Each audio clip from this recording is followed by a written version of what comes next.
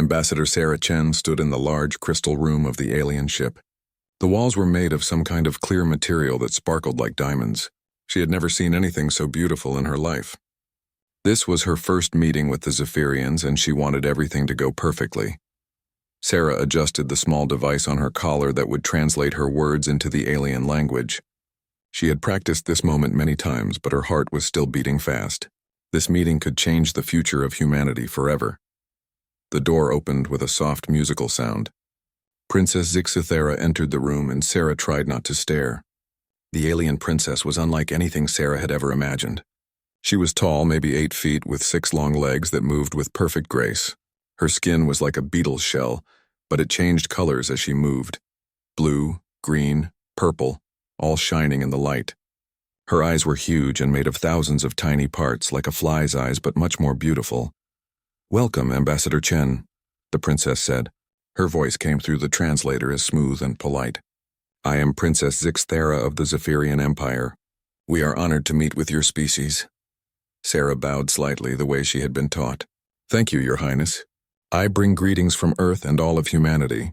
We are excited to learn about your people and hopefully become friends." The princess gestured with one of her arms toward a table that seemed to grow from the floor itself. "Please let us sit and discuss the future of our peoples." For the next 2 hours, they talked about many things. The Zephyrians wanted to trade with humans. They had amazing technology that could help Earth, and humans had resources that the aliens needed. They discussed which planets humans could visit, and which ones belonged to the Zephyrian Empire. Sarah was feeling very good about the meeting. Everything was going smoothly. The princess was intelligent and seemed genuinely interested in peaceful relations. Sarah began to think that this first contact was going to be a great success. Then the princess brought out what looked like a crystal tablet. "Now, Ambassador Chen, I must ask you some questions for our records. These will help us plan for the future." "Of course, Your Highness. I'm happy to answer anything." The princess touched the tablet and it began to glow. "First, how many humans live on your planet?" "About 8 billion, Sarah replied. The princess made a note. "And how long do humans live?" "On average, about 80 years, though many live longer now." "Excellent. And how often do you have wars among your people?" Sarah thought carefully. "We have had many wars in the past, but we are working hard to have fewer conflicts. Most of our planet is peaceful now." "Good, good." The princess seemed pleased with these answers. "Now, for our population planning calculations, I need to know about your reproduction cycles." Sarah nodded. This made sense. If the aliens were going to let humans visit their planets, they would need to know how many humans there might be in the future. "How frequently can your species mate?" the princess asked, her tone casual and businesslike. Sarah blinked. The question seemed straightforward enough. She thought about the married couples she knew, about human relationships in general. "Well, Your Highness, humans can mate pretty much whenever they want to. Daily if they choose." The moment the words left Sarah's mouth, she knew something was wrong. The princess's beautiful changing colors suddenly stopped. Her whole body became very still. Her huge compound eyes seemed to grow even bigger. "Daily?" the princess repeated, her voice now different somehow. "Yes," Sarah said slowly, suddenly uncertain. "Is there a problem?" The princess didn't answer right away. Instead, she made a series of clicking sounds that the translator didn't convert to words. Sarah heard footsteps behind her and turned to see several other Zephyrians entering the room. They were all making the same clicking sounds, Your Highness, Sarah asked. "Have I said something wrong?" Princess Zixithera's colors began changing rapidly now. Red, orange, yellow, colors that somehow felt like alarm signals. "Ambassador Chen, are you absolutely certain about this information? Humans can mate every day?" "Well, yes," Sarah said, now very confused. "I mean, not everyone does, but it's possible. Some couples do mate daily. Is this unusual?" The clicking sounds from the other aliens got louder. Through her translator, Sarah heard fragments. "Impossible. Biological chaos. Mathematical error."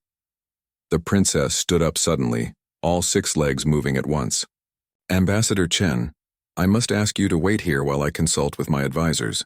This information is unexpected." Sarah watched as the princess and the other aliens left the room quickly. She could hear their clicking sounds getting fainter as they moved away.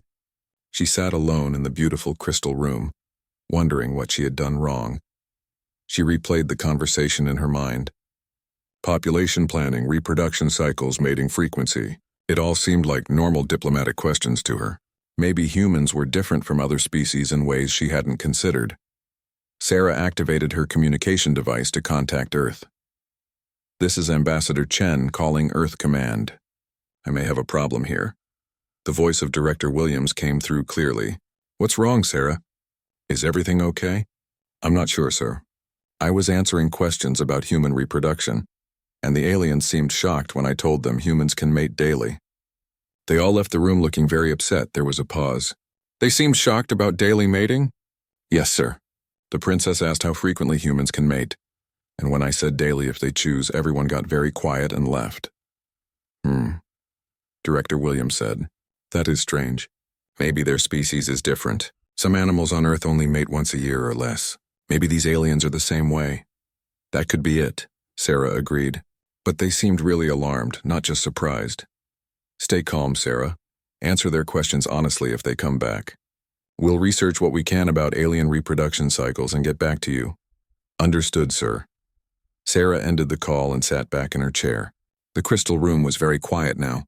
She looked out through the transparent walls and could see stars moving slowly past. The alien ship was huge, probably bigger than any city on Earth. She thought about human relationships and sexuality. It was such a normal part of human life that she had never really considered how it might be different for other species. On Earth, humans mated for pleasure, for emotional bonding, for reproduction, or just because they felt like it. It was as natural as eating or sleeping, but maybe for these aliens, mating was something completely different. Maybe it was rare or special, or only happened at certain times. If that was true, then her answer about daily mating might have sounded completely impossible to them. 30 minutes passed before the princess returned. This time she was alone, but her colors were still flashing in rapid patterns. She sat down across from Sarah, her compound eyes fixed on the human ambassador. "Ambassador Chen," she said carefully, "I have spoken with my advisors and with the High Council of our empire. Your statement about human mating frequency has created considerable concern. I'm sorry, Your Highness. I didn't mean to cause any problems." "The concern is not your fault," the princess said, "but we need to understand exactly what you mean. When you say humans can mate daily, do you mean they produce offspring daily?" Sarah's eyes widened as she began to understand. "Oh, no, Your Highness. Humans don't produce babies every time they mate. Mating and reproduction are two different things for humans." The princess leaned forward. "Please explain this more clearly. It is very important." And Sarah realized that this simple question was about to change everything between humans and the rest of the galaxy. Princess Zixthera left the meeting room with her mind spinning. Daily mating, daily reproduction. The numbers were impossible, terrifying, and completely beyond anything the Zephyrian Empire had ever encountered. She walked quickly through the halls of her ship, her 6 legs clicking on the metal floor. Other Zephyrians moved out of her way, sensing her distress from the rapid color changes across her shell. Red for alarm, orange for confusion, yellow for urgent action needed.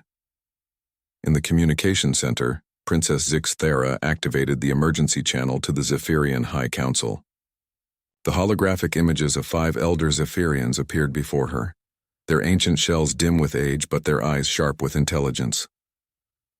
"My princess," Elder Crickstan spoke first. "Your emergency message reached us. What is this about the human reproduction rate?" "Honored elders," the princess said, trying to keep her voice steady. "The human ambassador has confirmed that her species can mate daily. If this is true for reproduction, their population growth will be beyond anything we have ever seen." Elder Vix Terra leaned forward in her hologram. "Daily reproduction?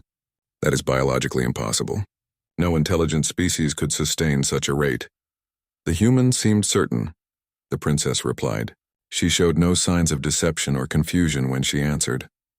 The 5 elders began clicking among themselves in the old language, too fast for the translation systems to follow. Finally, Elder Crickstan spoke again. "Princess, you must contact the Galactic Council immediately. If the humans can reproduce daily, they will overrun every inhabited system within decades. This is not just a Zephyrian concern anymore." Within 1 hour, representatives from 37 different species were connected in an emergency session of the Galactic Council. Princess Zixthara repeated the human ambassador's statement to a growing audience of shocked alien minds. The crystal beings called the Vorthan were the first to respond. Their speaker, a tall creature that looked like living diamond, flashed in patterns that meant extreme concern. Our species reproduces once every 1,000 years. If humans reproduce daily, in 1,000 years they will outnumber us by billions to one. The gaseous nebulons, who appeared as floating clouds of colored vapor, swirled nervously. Our reproduction requires the alignment of 3 stars, which happens once every century. Daily reproduction is beyond our understanding. Representative Sylvandra of the plant-like Sylvari spoke in her slow, deep voice.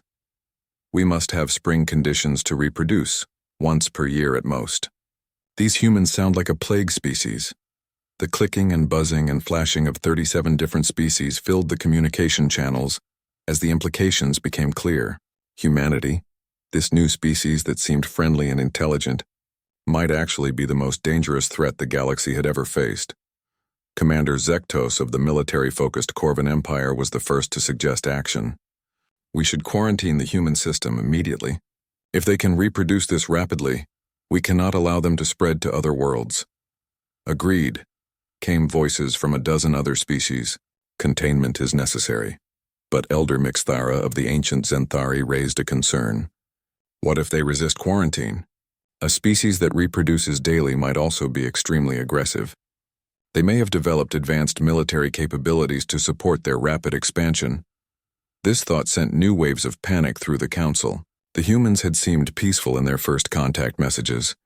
But what if that was just because they were still few in number? Meanwhile, on 7 different worlds, alien military commanders received urgent orders to prepare fleets for possible human containment. The orders were careful to avoid the word invasion, but the meaning was clear. Back on the Zephyrian flagship, Ambassador Sarah Chen sat in her guest quarters, unaware of the galaxy-wide panic her simple answer had caused. She was reading reports about Zephyrian culture, trying to understand why her statement about human mating habits had caused such a strong reaction. Her communication device chimed with an incoming message from Earth. Dr. Elena Vasquez, Earth's top expert on alien biology, appeared on the screen. Sarah, I've been thinking about your report, Dr. Vasquez said. I think there might be a serious misunderstanding happening. What do you mean? Sarah asked. Most Earth species that are intelligent, like dolphins or great apes, have limited breeding seasons. But humans are unusual. We can mate year-round. However, most alien species probably have very specific reproduction cycles, maybe only once per year or less. Sarah nodded. That would explain their reaction.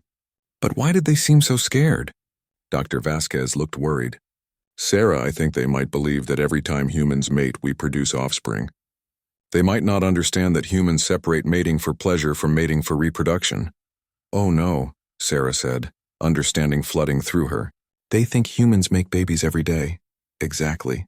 And if they think that, they probably see humanity as an unstoppable breeding population that will overrun the galaxy. Sarah stood up quickly.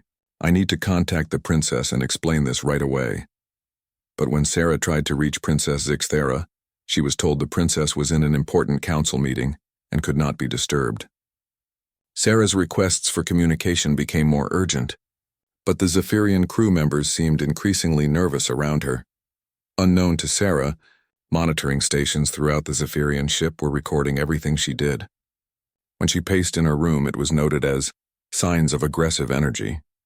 When she tried repeatedly to contact the princess, it was marked as persistent communication attempts suggesting urgency for reproduction coordination. The Zephyrian intelligence officers studying her behavior sent regular reports to their command center. Human ambassador shows signs of restlessness and frequent movement, possibly indicating biological need for mating. Recommend increased security. On Earth, Director Williams was receiving fragments of communications from their deep space monitoring stations. Something was happening in the alien fleets. Ships were moving, gathering in formations that looked suspiciously like preparation for military action. Get me Ambassador Chen immediately, he ordered. But when Earth Command tried to contact Sarah, they found that communications with the Zephyrian ship were being blocked. The aliens were no longer accepting calls from Earth. Dr. Vasquez worked frantically with her team to prepare a detailed explanation of human reproduction and sexuality. They created charts, biological diagrams, and statistical models showing the difference between human mating frequency and actual human population growth. "If we can just get this information to them," she told Director Williams, "they'll understand that humans aren't a threat." But across the galaxy, alien fleets were already moving toward human space. 12 different species had decided that the human reproduction threat needed to be contained before it was too late.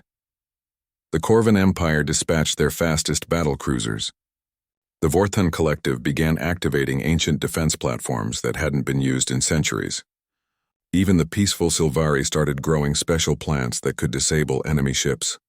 None of them were planning to attack Earth directly. But they all agreed that humanity needed to be stopped from spreading to other worlds until the reproduction crisis could be solved. Princess Zixathera ended her latest council meeting feeling exhausted. The galaxy was preparing for what some were calling the human containment crisis. Military fleets were moving, politicians were arguing, and scientists were trying to calculate just how quickly humans might overrun inhabited space. But in her private chambers, the princess found herself thinking about Ambassador Chen. The human had seemed so normal, so reasonable. Could someone planning galactic conquest really appear so calm and friendly? The princess decided she needed to speak with the human ambassador again, but this time she would ask much more specific questions. She would find out exactly what humans meant by daily mating, and whether her worst fears were justified. As she prepared for this conversation, Princess Zixathara had no idea that the fate of human-alien relations hung in the balance of her next meeting with the confused Earth diplomat. On Earth, the emergency meeting room in Geneva was filled with worried faces. Director Williams sat at the head of a long table surrounded by Earth's best diplomats, scientists, and military leaders. The large screens on the walls showed fragments of intercepted alien communications and tracking data for multiple alien fleets moving toward human space. "How many ships are we talking about?" asked General Morrison, Earth's top military commander. "At least 40 that we can detect," replied Dr. Sarah Kim from the Space Monitoring Division. "But there could be more using stealth technology we can't see." Dr. Elena Vasquez stood up with her tablet full of research.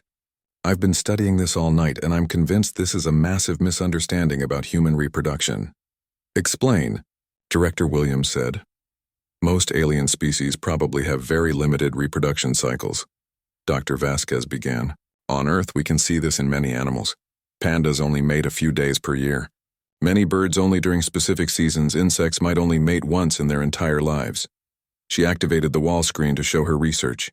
"If alien species evolved with similar patterns, they probably reproduce very rarely.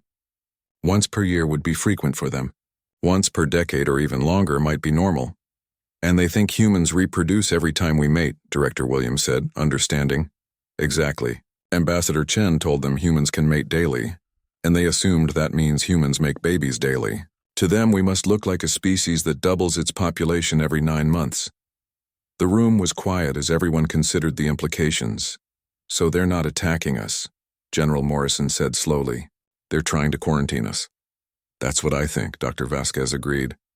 "They see us as an uncontrollable breeding population that will overrun the galaxy if we're allowed to spread." Director Williams activated the communication system. "We need to reach Ambassador Chen immediately and get her to explain this to the aliens." But their attempts to contact the Zephyrian ship continued to fail. The aliens were not accepting any calls from Earth. Meanwhile, in deep space, something else was happening that made the situation even more complicated. Alien intelligence services had gained access to human entertainment broadcasts, movies, television shows, music, and internet content that had been transmitted into space over the decades. On the Vorthon analysis ship Crystal Wisdom, 3 crystal beings studied human media with growing alarm. They had been assigned to learn about human culture and behavior to better understand the threat. "Look at this," analyst Krixtal said, projecting a romantic comedy onto their shared consciousness. "The human male and female meet, and within days they are engaging in mating behavior." "And here," added analyst Vic Snoll, showing a music video. "This human song talks about mating multiple times in a single night. How is this biologically possible?" The third analyst, Zixfer, had been studying dating websites and social media. The evidence suggests that humans are obsessed with mating to a degree that should be impossible. Look at these dating applications where humans specifically seek mating partners. Their report to the Vorthon Collective was terrifying. Human culture appears to revolve entirely around reproduction. Their entertainment, their music, their social interactions, everything points to a species driven by an overwhelming biological urge to mate constantly. Similar reports were coming from other alien intelligence services. The gaseous nebulons had intercepted soap operas and concluded that humans changed mating partners constantly. The plant-like Silvari had analyzed romantic poetry and decided that humans thought about reproduction every moment of every day. The evidence seemed overwhelming. Not only could humans mate daily, but their entire civilization appeared to be built around this constant reproductive activity. Back on Earth, Dr. Vasquez received an urgent call from the Global Communications Center. "Doctor, we're picking up fragments of alien communications. They seem to be analyzing our entertainment broadcasts." "Oh no," Dr. Vasquez said immediately. "They're looking at our movies and TV shows?" "Yes, particularly anything related to romance and relationships." Dr. Vasquez felt sick. Human entertainment was full of romantic content, dating shows, love songs, and relationship drama. To aliens who didn't understand the difference between mating and reproduction, it would look like humans were completely obsessed with breeding. "They're going to think we're even more dangerous than before," she told Director Williams when she called him. "Our entertainment makes it look like all humans think about is sex and relationships." Director Williams rubbed his forehead.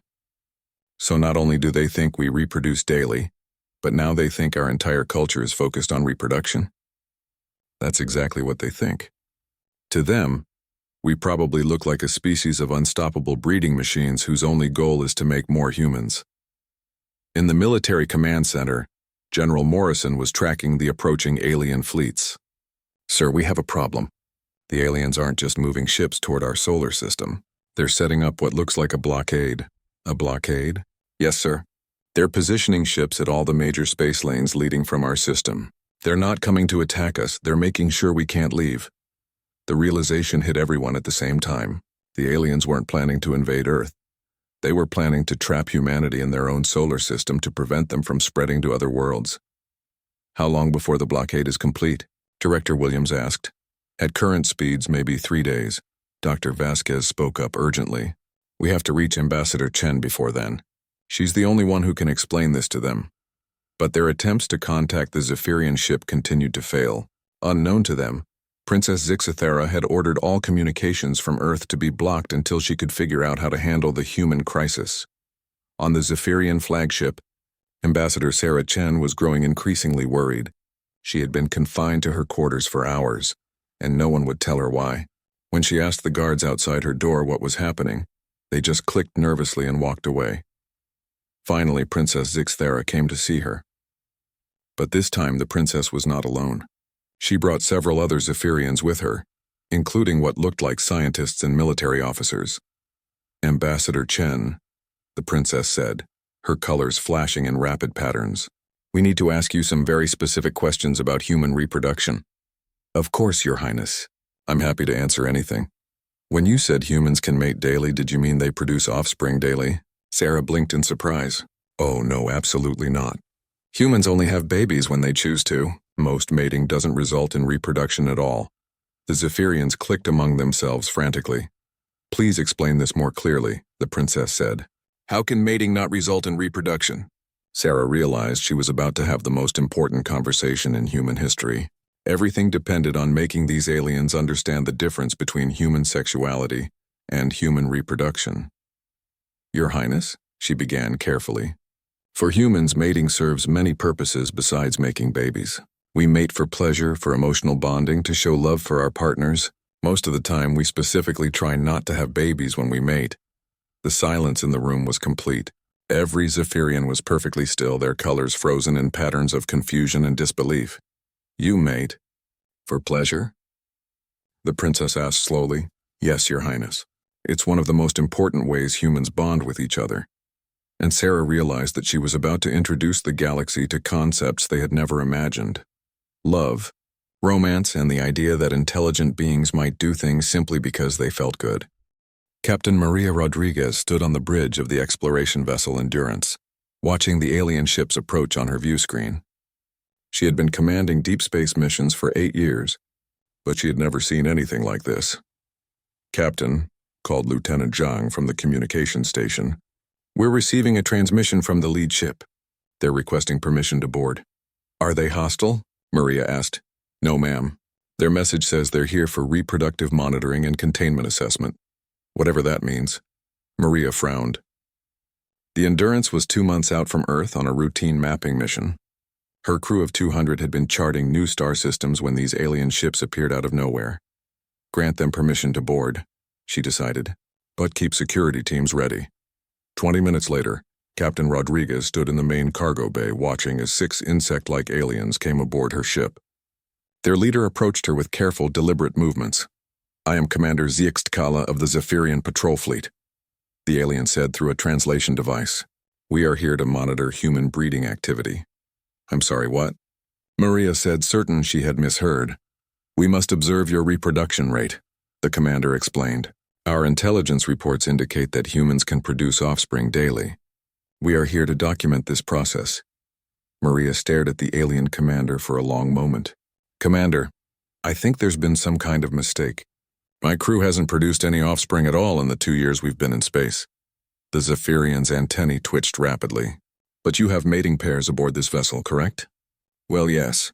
Some of my crew members are married couples, but they're not having babies out here. How is this possible?"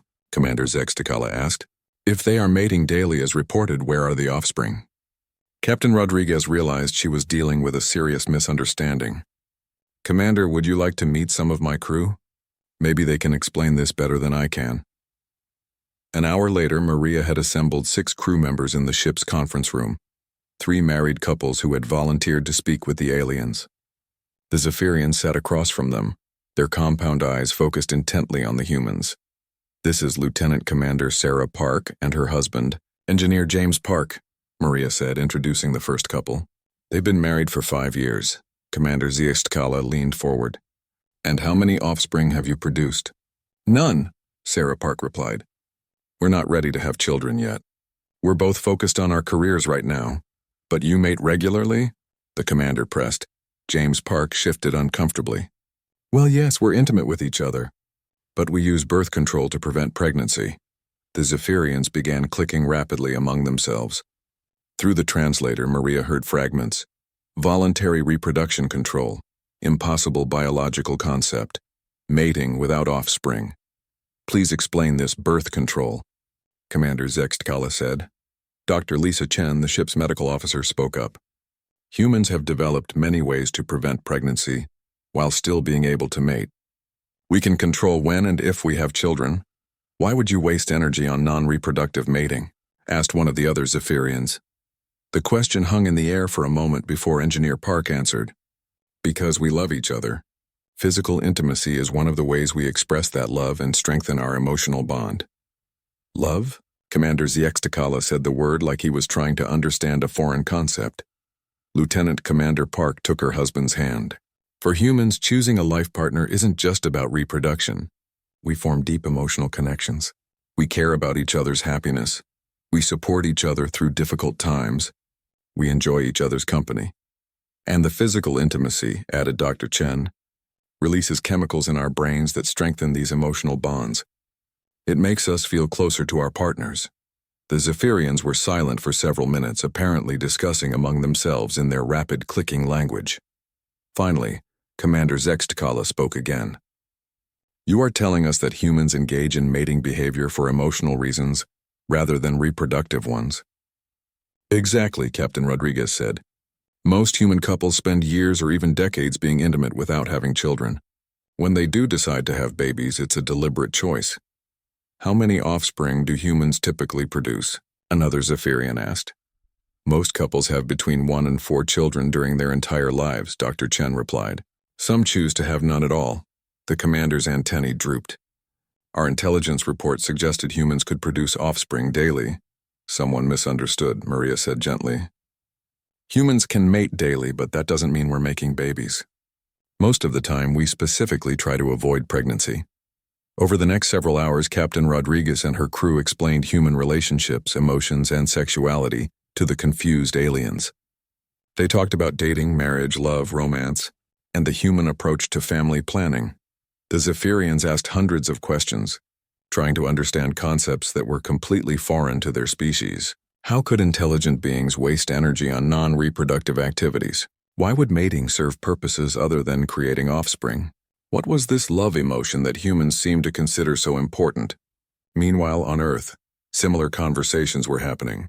Through quantum communication links, Dr. Elena Vasquez had finally managed to contact several alien ambassadors and was conducting emergency education sessions about human biology and psychology. The key point you must understand, she explained, to a group of alien representatives, is that human evolution separated recreational mating from reproductive mating millions of years ago. This is actually common among Earth mammals, but apparently rare among your species. The crystal being representing the Vorthan collective flashed in confusion. But why would evolution favor non-reproductive energy expenditure? Because it strengthens pair bonds, Dr. Vasquez replied. Humans who form strong emotional partnerships are more likely to successfully raise offspring together. The recreational mating helps create and maintain these partnerships. A gaseous nebulon swirled thoughtfully. So the frequent mating actually serves a reproductive purpose, but indirectly? Exactly. And it means humans are actually very careful about when they have children. We don't just breed constantly. We plan our families very deliberately. Back on the Endurance, Commander ZX Takala was having what could only be described as a philosophical crisis. Everything his species had believed about reproduction, intelligence, and biological efficiency was being challenged by these humans. In our species, he explained to Captain Rodriguez, mating occurs once every 7 years during a biological cycle we cannot control. It is purely for reproduction. The idea that intelligent beings would mate for pleasure or emotional reasons is difficult to understand. I can imagine, Maria said sympathetically. Human sexuality probably seems very strange to you. Strange, yes. But also, the commander paused, searching for words. Complex. Your species has developed emotional and social systems we never considered possible. Lieutenant Park spoke up. Commander, can I ask about your people? 2 Zephyrians form permanent partnerships. We have breeding assignments based on genetic compatibility, the commander replied. Efficient, logical, but... He trailed off, seeming to consider something new. There is no emotional component as you describe. Don't you ever feel lonely? James Park asked. The question seemed to surprise the Zephyrian. Lonely? I do not understand this word. And Captain Rodriguez realized that humanity was about to teach the galaxy something more profound than just reproductive biology. They were about to introduce the concepts of love, emotional bonding, and the idea that relationships could be about more than just survival and efficiency. Commander, she said carefully, I think there's a lot more our species could learn from each other than we first realized. Princess Zixithara requested a private meeting with Ambassador Sarah Chen. This time there were no other Zephyrians present, no recording devices, no official protocols. Just 2 beings from different worlds trying to understand each other. They sat in the princess's personal chambers, a smaller room with walls that showed the stars outside. The princess's colors had settled into soft blues and greens, peaceful colors that Sarah had learned meant calm thoughtfulness. Ambassador Chen, the princess began, I owe you an apology. My species nearly caused a galactic crisis because we misunderstood your words about human mating. No apology needed, Your Highness, Sarah replied. I should have been more careful about explaining human biology. But the fault was ours, the princess insisted. We assumed all intelligent species would be like us. We have been, what is the human word, narrow-minded, Sarah smiled. We all make assumptions about others based on our own experience. It's natural. Princess Zixthara's colors shifted to deeper blues. I have been thinking about what you told me, about love, about emotional bonding, about mating for pleasure rather than just reproduction. These concepts are completely new to my people. How do Zephyrians form relationships? Sarah asked. We don't, in the way you mean, the princess admitted. We have breeding assignments when our cycle comes. We work together efficiently. We care for our young as a community. But this idea of choosing a specific individual to bond with emotionally, we have never had such a thing. Don't you ever feel like you want to be close to someone specific, to share your thoughts and feelings with them? The princess was quiet for a long time. Her colors cycled through several patterns before settling on a soft purple. Recently, I have begun to wonder about such things, especially since speaking with you. Sarah leaned forward, interested. What do you mean? There is a male in my court, Zixthor. He is intelligent, thoughtful, and when he speaks, I find myself wanting to listen longer than duty requires. I have dismissed these feelings as unimportant, but now I wonder. You might have feelings for him, Sarah suggested gently. Is this what humans call love? It could be the beginning of it, Sarah said. Love grows over time as you get to know someone better and share experiences with them. The princess's colors brightened. And humans choose their own mates based on these feelings? Usually, yes. We call it dating, spending time with different people to see if we develop emotional connections with them. Fascinating, the princess murmured. Your species has developed something we never considered. The idea that reproduction partners could also be chosen for emotional compatibility. Their conversation was interrupted by a communication alert. The princess activated her device and the image of Elder Crixtan appeared. My princess, the elder said, we have received reports from throughout the galaxy. The human situation is not what we believed. I know, honored elder. Ambassador Chen has explained everything. Humans do not reproduce daily. Yes, but it is more than that, the elder continued. Our people have been learning about human concepts of love and emotional bonding. Many species are intrigued by these ideas, Sarah spoke up. With respect, elder, human emotional relationships might seem strange to you, but they're very important to us. The elder's image flickered with what might have been amusement. Young human, they do not seem strange. They seem revolutionary. Over the following days, reports came in from across the galaxy. The crisis had ended when the various species learned the truth about human reproduction. But something unexpected was happening in its aftermath. On the crystal world of Vorthax, young Vorthan beings were asking their elders why they couldn't choose their own crystallization partners, instead of having them assigned by mathematical compatibility. In the gas clouds of Nebula 7, Nebulon youth were forming voluntary bonds and choosing to synchronize their energy, patterns for emotional pleasure rather than just reproductive necessity. The plant-like Silvery were developing new concepts about growing together in chosen gardens rather than just in the traditional community. Forest, Dr. Elena Vasquez received reports of the changes from observatories across Earth. Director, she told Williams, we seem to have accidentally started a galactic cultural revolution. How so? Young aliens everywhere are asking questions about choosing their own partners, about emotional bonding, about the possibility of relationships based on feelings rather than just biological necessity. Director Williams sat back in his chair. So we went from being seen as a breeding threat to being seen as what? The species that taught the galaxy about love, Dr. Vasquez said with wonder in her voice. Back on the Zephyrian ship, Princess Zixithara made a decision that would change her life. She asked Zixthor to join her for a private conversation. Zixthor, she said, her colors cycling through nervous patterns, I have been learning about human customs.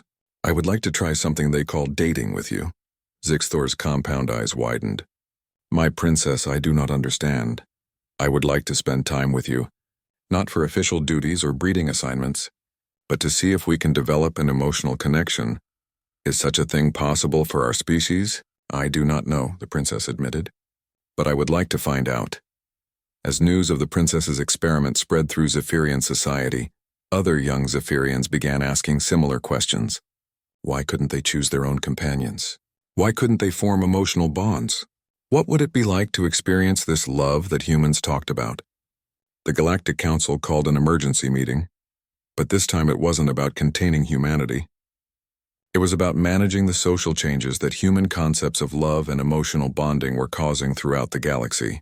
Order must be maintained, insisted the Corvan military representative. These emotional bonding concepts are disrupting established social structures. But Elder Mixthera of the Zenthari spoke against him.